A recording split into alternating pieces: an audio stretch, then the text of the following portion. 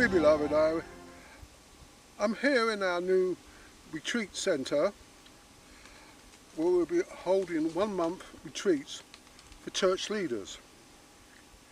As many people have noticed, the majority of church leaders have lost their way and they've forgotten how to be humble. They spend more time, forgetting who they're supposed to be. They're not there to order people about, they're there to serve people. So we're organising these 1 month retreats for church leaders to come to and learn how to be humble again, and also chaste, because we have been hearing some very strange story about some church leaders doing things with members of the congregation and people living in the area which are not quite biblical. Where we'll be holding the retreat is on a nice little island just off the coast of Scotland. It's a bit rugged. The general thing will be in this sort of quarry we found there, which is, gives a bit of shelter from the wind coming and the rains and the storms coming off the Atlantic, and we're certain that it'll be a good place. Now, you're here for a month, so what we will be doing, we'll be providing you the materials, because Jesus was a carpenter, you know that, don't you? It mentions it, well, he's the son of a carpenter and things like that, He would have done the old, there's no B&Q in those days or home base, but it had all been, no kitchen units, nothing like that, no. So what you'll be doing, you'll be given the instructions, you'll be given the materials, and you'll be building your own dwellings to live in. So the quicker you get them up, the better it is. This is all part of being more Christ-like and becoming a carpenter. Now, they will be a bit primitive, and what we do suggest is there'll be no toilets as such, but what we expect you to do, you'll be given a shovel and you dig a big hole about 20-30 feet down, and we'll give you a toilet to put over it, and you go down the hole. Perfectly hygienic. There is a number of springs in the area which gush up, and in fact there's a geyser here which squirts hot water into the air, so you've got things so you can have a bath and a shower. There's plenty of wood here to make your own fires, and so you can have cups of tea and coffee. You will not be allowed to bring your own food as such. There will be a supply of food here, but you'll be expected to forage around in the thing there and get some wild animals. I've been told that squirrel and rabbit are quite tasty if you get hold of them, and a fox kebab, well, but it's all part of bringing you back to nature, making you humble and the simple life, so that when you get back to your own churches and parishes or whatever you want to call them, you'll be much better off, because you'll see you don't need all the trappings. Put it bluntly,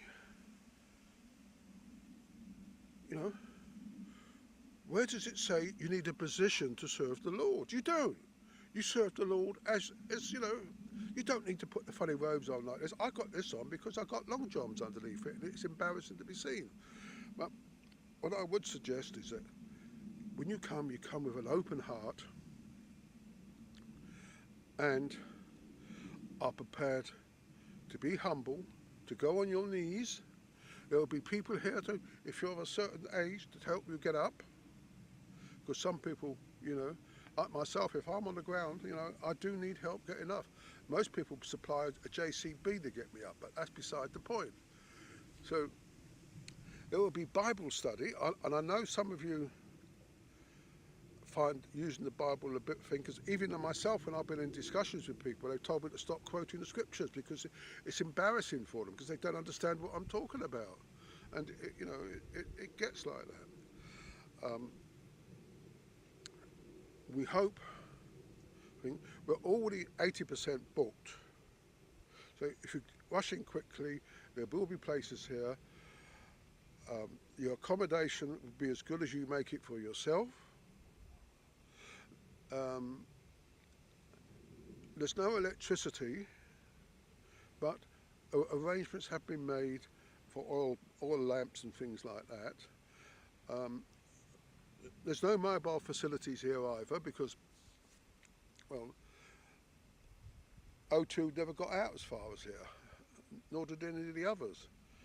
So you'll be completely isolated from the trappings of the world. Come and join us.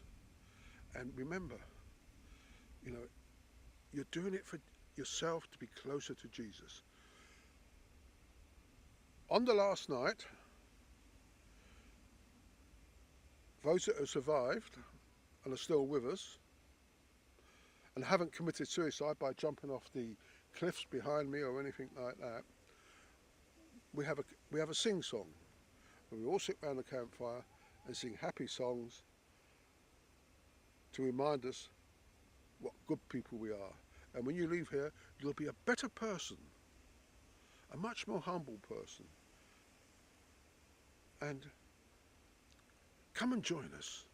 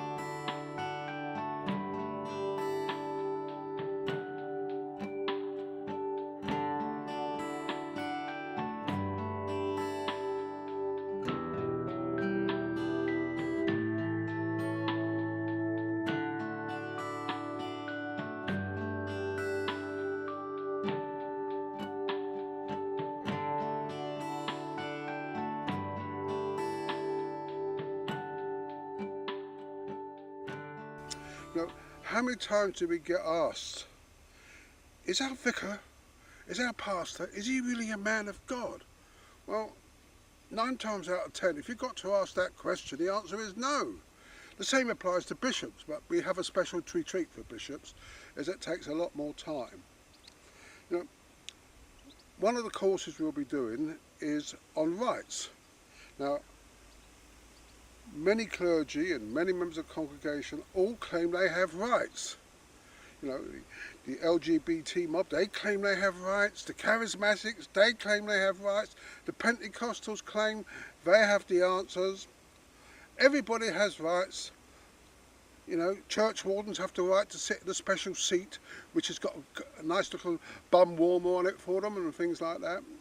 The woman who does the flower arranging, nobody else is allowed to do it. And heaven forbid anybody who gets near the computer which is putting the words on the screen during the worship. You know, it's just not. So we'll be organising a thing about rights. Now, the basic idea of this is that if we are Christians and we claim to follow Jesus, then we make ourselves more Christ-like. And when Christ was on this planet, nearly 2,000 years ago, he gave up all his rights. He had no rights whatsoever. So why do we claim rights today? So what we'll be doing is teaching leadership and others how to live without having rights. This may upset a few who have little tantrums now and then and go, oh, I need it, I can't do it, no, people are being beastly to me. And that's just the charismatics. Won't say about any other group.